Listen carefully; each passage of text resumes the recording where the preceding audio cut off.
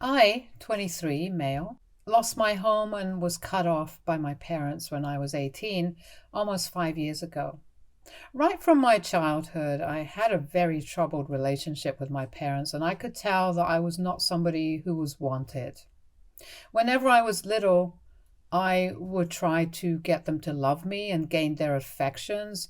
But when I realized that it was pointless, I stopped trying and started minding my own business instead. I think that change started taking place around the time of middle school or high school. By high school, I would only ever speak to my parents when I needed something and wouldn't bother them otherwise. It was not that I did not want to have a relationship with them, it's just that they had made it so obvious to me that they did not want a relationship with me that I felt bad even trying to bother them. When I needed something, even though I knew that I could not rely on anybody else, and I only had them. My dad was a pediatrician and my mom used to teach science in middle school, so they were both pretty good with kids. It's pretty ironic how they were great with other people's children, but not so much with their own. Anyway, by high school, I had decided that I was not going to bother to try and win them over. We led very separate kinds of lives, and I would barely even see them.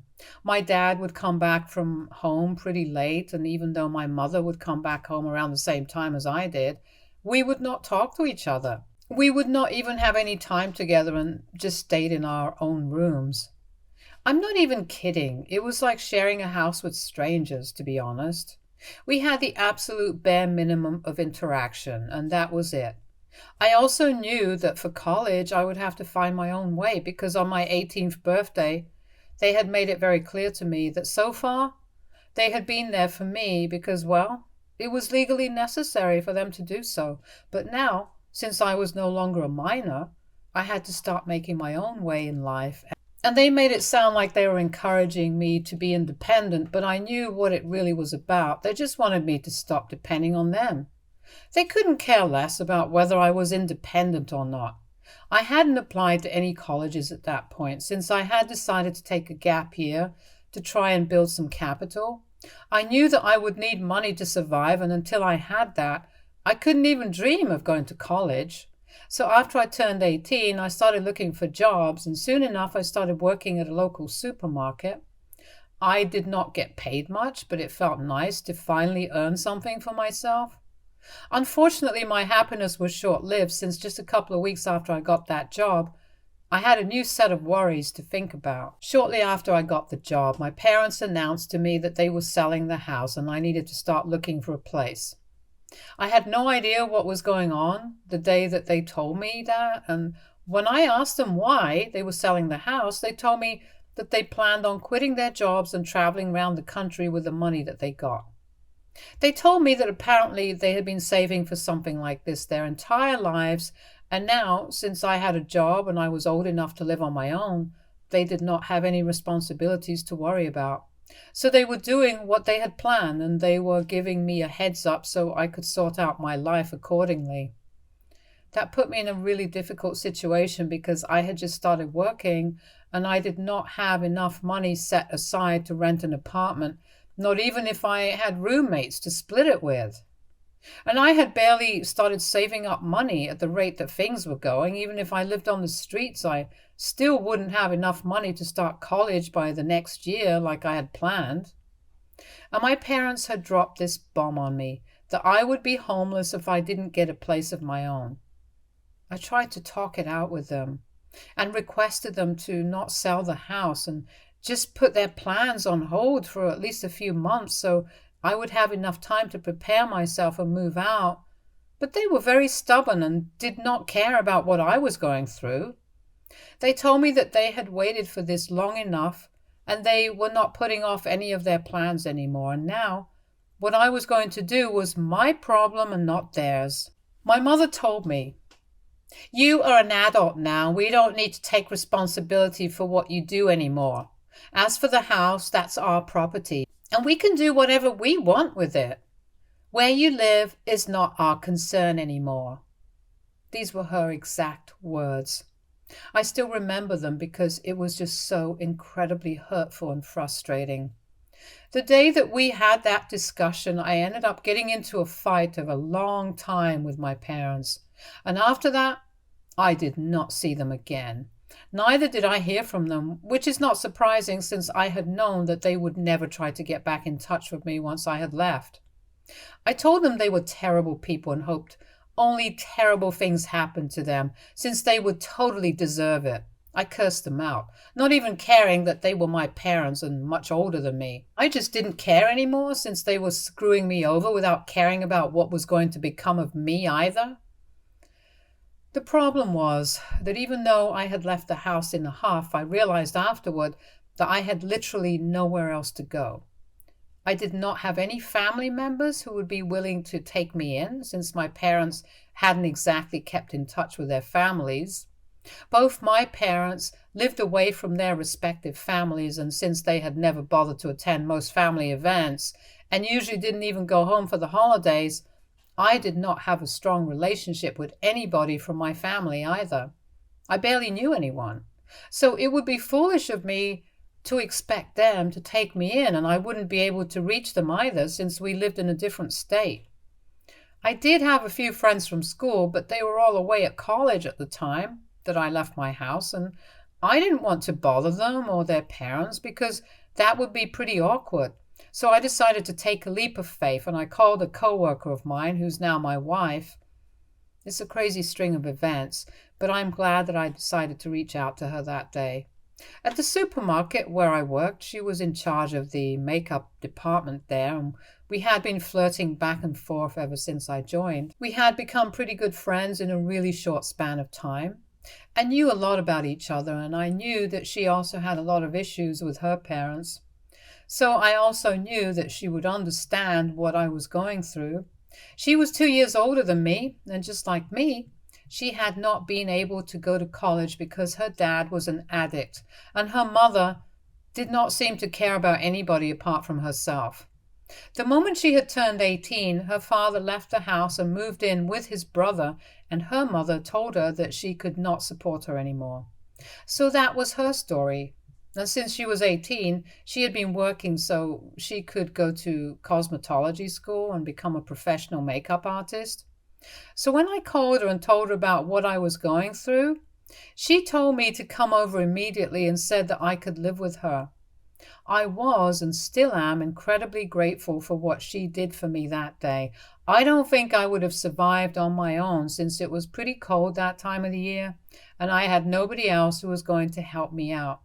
Even though her apartment was pretty small and she was getting by on her own with a lot of hard work, she still chose to help me out. And that speaks volumes about the kind of person that she is. Anyway, she let me live with her, and for the first few months, I did not pay rent because I'm still trying to save up money. I did contribute to the groceries and other bills, and after I had saved enough, I started contributing to the rent as well. Before we knew it, we had gone from friends to people who couldn't live without each other. Initially, my plan was to work at the supermarket for about 1.5 years, but after cutting ties with my parents and realizing that I didn't even have a place to stay, I started working harder, and I'm still working there, but in a much better position. I applied for the position of floor supervisor, and thankfully, I got the job since I had been one of the most sincere and dedicated employees, so that's how it has been for the past year. I get paid decently, and my wife is now putting herself through cosmetology school, finally, while working part-time at the store.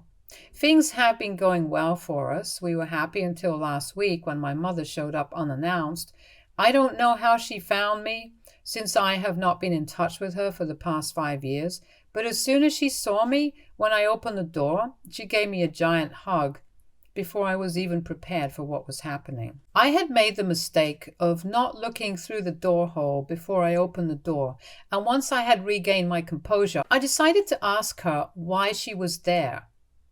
She was already putting her bags down in front of our apartment, and when I asked her that question, she stopped and looked at me really sadly before telling me that she was back because my father had decided to leave her. She filled me in on what she and my dad had been up to in the past few years, and I'll try to keep it short. They basically just traveled the country for the first year and a half and then decided to get a job and a house in California.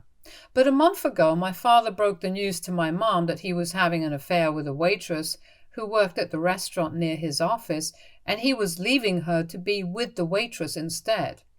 My mother believed that my father had lost his mind, and after a lot of fighting, she decided to choose her dignity and self-respect and come back home.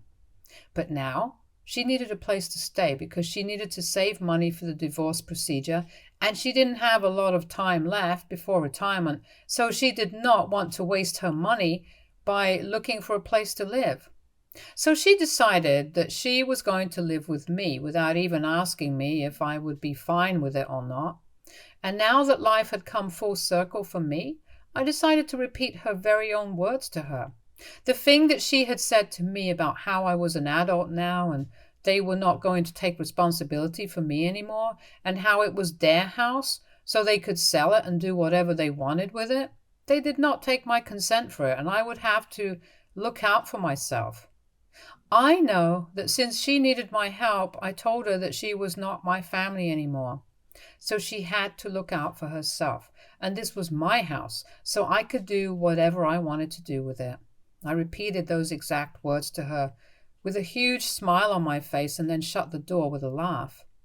Probably the most satisfying thing I've done in my entire life. But my wife thinks that I went a little overboard and feels that I should give her another chance. She hasn't been fighting with me, but after she witnessed what happened the other day, she thinks that I was a little too hard on her and that I should at least think about it before I reject her. Her parents have passed away in the past few years. I guess that is where this is coming from. But nevertheless, AITA for turning my mother away when she came back after 5 years to ask me to let her live with me. Update 1. I spoke to my wife about what she said. We have not been fighting about what happened, but she was definitely a little put off.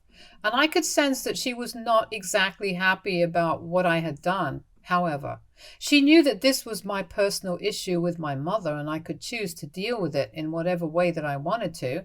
It was not exactly her place to comment on it, so she had been trying to restrain herself. But that was putting a lot of pressure on our relationship, and so yesterday, after making that and then reading a couple of comments on there, I decided to talk to her. I told her anything about my childhood and explained to her how my parents had always treated me badly, like I was a pariah in my own house. And I had even been okay with that. I always tried to make myself invisible, but even that was not enough for them, and they had to make things even more difficult for me, which is why I did not feel guilty in the slightest by turning away my mother when she needed my help. They had not even bothered to check on me for the past 5 years now. She was only here because she needed me to rescue her. I explained my situation to her, even though she knew most of what happened. She then apologized to me for reacting that way, and just as I had suspected, she told me that she was just having a rough time because she had lost both her parents in the past few years, her dad to addiction, her mother to a heart attack. So she was feeling kind of touchy about this, and she misjudged my intention, but it's all fine between us now. So I am glad that we talked it out. My mother, in the meantime, has been a total nightmare to deal with. I don't understand why, but she has gotten it into her head that harassing me through social media will somehow make me more inclined to open up my home to her. She had a very easy solution, just to apologize to me and hope for the best. But being the narcissistic moron that she is, she decided that she was going to do everything wrong and see how that worked out for her. She started posting about how her son and her husband were treating her with unprecedented cruelty at this stage of her life, and she regretted investing so much time in both of us. She accused me of being just like my father and abandoning her when she needed it the most, not bothering to mention how she had literally done the same to me, if not worse. She has created a fake profile and has been tagging me, my wife, and all our friends and family in her posts. I don't even know how she knows so much about my life, like who I'm married to, where I live, and it's kind of creepy now because I don't remember telling her about any of this, and none of this information is public. My wife and I have private accounts on social media, so I don't know how she's getting any of this info. Everybody I know who has been tagged in those posts is trying to report that account and get it taken down. But we know that as soon as that account gets taken down, she will just create another one. I honestly don't want to report her to the police because it's just a lot of hassle, and both my wife and I are too busy for that right now. But if this goes on any longer, we will not be left with any other option but to do that. So I honestly don't know what to do right now. It's just really frustrating and annoying more than anything else. I just wish my dad would take her back or something so we would not have to deal with this nonsense. So far, it's just been annoying, and I hope that it stays that way because I don't want any real world impact of this. Update 2. So it has been 2 weeks now. My wife and I are still dealing with the repercussions of saying no to my mother after the post. She started escalating things to a new level. She started showing up at my store and would keep giving me nasty looks throughout the time that she spent there. Usually she kept showing up around noon and would spend about an hour and a half at the store, constantly looking at me angrily. But I did not care about it, and I tried my best to ignore her altogether because that was the best way of dealing with her. I did not pay any attention to her for a week, and yesterday, I guess she finally realized that there was no point in trying to intimidate me like that. And once again, she did the absolute opposite of what would get her in my good books once again. Yesterday, she did not show up at the store, and I was kind of relieved because I thought that she finally wouldn't bother me again when I left the store after my shift was done. But she was waiting near my car. She did not look angry, surprisingly, just upset, and I felt kind of bad for her because she looked much worse than when she had shown up at first. I don't even know where she is staying for now because as far as I know, she cut ties with most of her friends here when she left. And if she's trying to save money, a hotel would probably be too expensive for her anyway, but I did not ask her because it's none of my concern. Anyway, once I got near my car, I tried to ignore her and get in, but she stood in my way till the very last moment and kept telling me that she needed to talk to me.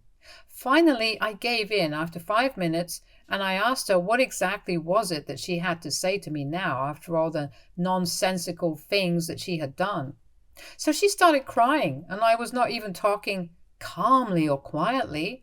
I was talking full-blown wailing. She literally burst into tears when I asked her and couldn't even bring herself to talk. So at that point, I started getting a little concerned. I don't like my parents. I really don't like my mother, but I am still a human being, and I knew that she was hurting. There is no other explanation for the way she was behaving, so I tried to calm her down and told her to sit in my car with me so she could compose herself and then we could talk. Had it not been for her little outburst, I probably would not have asked her to sit in my car and talk to me. I think that was necessary for me to mention after the last update, that lots of people have called me very unwelcome names just for being human, so I'm just making it clear the reason that I have not contacted the police or a lawyer yet is purely out of humanity and also because there are a few practical reasons. It's a lot of trouble, effort, and money. Not everybody has that kind of time and cash to spare, so that's why I haven't gotten into any of that. Anyway, once she was in the car, it took her a while to calm down, but then she finally started telling me that ever since they had moved to California, my father had been acting really weird, and when she found out about the affair, she was shattered. She had only come back because she couldn't bear to be in the same place as him anymore, since it reminded her of how much he had hurt her. And she was relying on me to help her out because, truth be told, she didn't even have any money. She had to borrow money from a few of her friends in California to even make the trip here. She had quit her job several years ago when she started traveling with my father, and then she had never worked again. When they were in California, she did not have a job, so she had been a stay-at-home wife and had been counting on my father for money. But now that their marriage was over, she did not have anybody to go to. She hadn't bothered to keep in touch with any of her friends back here, and neither did any of her family members care about her, so I was the only person she could count on. She sounded pretty desperate, but I was just mostly disappointed. After hearing her out, I told her that the most that I could do for her was give her some money for her expenses, but that was it. Under no circumstances was I ever going to agree to let her stay in my house with me. I did not trust her enough for that. And after everything that she had put me through, she had no reasonable right to expect such things from me either. When I said that, she got really mad at me and told me that she didn't even want my help anymore. Then she got out of the car and slammed the door shut with more force than what it required to make sure that I knew that she was upset. And then she walked away. Today, when I went to work, she did not show up even once, and I'm beginning to think that she has finally received the message and is going to stay away from us now. Or at least I hope that's the case, because I'm really exhausted and I don't want to deal with this anymore. Update 3. My mother has not tried to contact me for almost a month now, and I think she has finally left. I don't know exactly where she is, but at least I found out how she was able to get all of my information. I had an old account on Facebook, which I haven't been using for the past couple of years since I forgot the password to it. And I have moved on to a new account because there was no other way to get it back since it was associated with an email which I don't use anymore. So I started anew with this new account, but unfortunately that last one was a public account, and I'm assuming that that's where my mother got most of her information from. I had tagged my friends in their photos, which I had posted on that account, which is where she got those accounts from, and a lot of pictures of me in front of our apartment, and I hadn't bothered to censor anything, so I think that's how she found out where I was living. I didn't do anything about it because there was no point, since now she already knows certain things about me, and I'm pretty positive that she will not try to get back in touch with me again.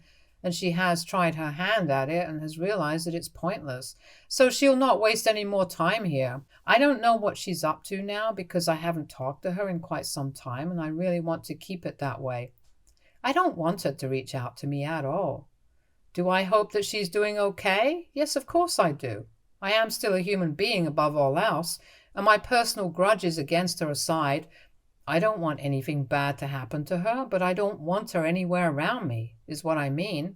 A few of her friends had reached out to me a couple of weeks ago, and they told me that after I had turned her down, she had reached out to them to ask for help, but they had not responded to her either. And there was no reason for them to do so either, because she had snubbed them for so many years when it was they who were trying to talk to her and keep in touch. So now, when she needs them, they don't really need to step up as her friends. They told me that she had been living in a motel, a little out of town for the past few weeks that she had been here since she had mentioned it in her messages, but now she had blocked all of them, so they were assuming that she was gone now and did not need their help anymore. Let's see what happens now, because I know for a fact that she will definitely try to reach out again when the divorce procedure actually starts. Update 4. So, big news here. It has been almost a year since I last spoke to my mother. I was actually pretty surprised that so many months had passed and she did not try to talk to us, because as far as I was concerned, I thought that she was getting a divorce. And since, as she claimed, she did not have any money, I was really confused as to how she was going to pay for the lawyer. But then recently I heard from a few of my family members that apparently she and my father were back together again. I was actually really shocked because my mother had been really torn up about how my father had betrayed her the last time that we met, and now all of a sudden they were back together. That just didn't make any sense to me. I had met a few relatives at a cousin's wedding, which is how I got to know this. My parents, like usual, did not attend, but I really wanted to know how exactly they had gotten back together, so I decided to speak to some of my aunts, even though I'm not very close to them. I really wanted to get to know more of this gossip, and they were really good at this, so they told me exactly what had happened. Apparently, a couple of weeks after my mother had gone back to my father, she had given him an ultimatum and told him that he could either file for a divorce, since he hadn't done that yet, or she would do it herself, and she would make sure that she did not spare him in the process.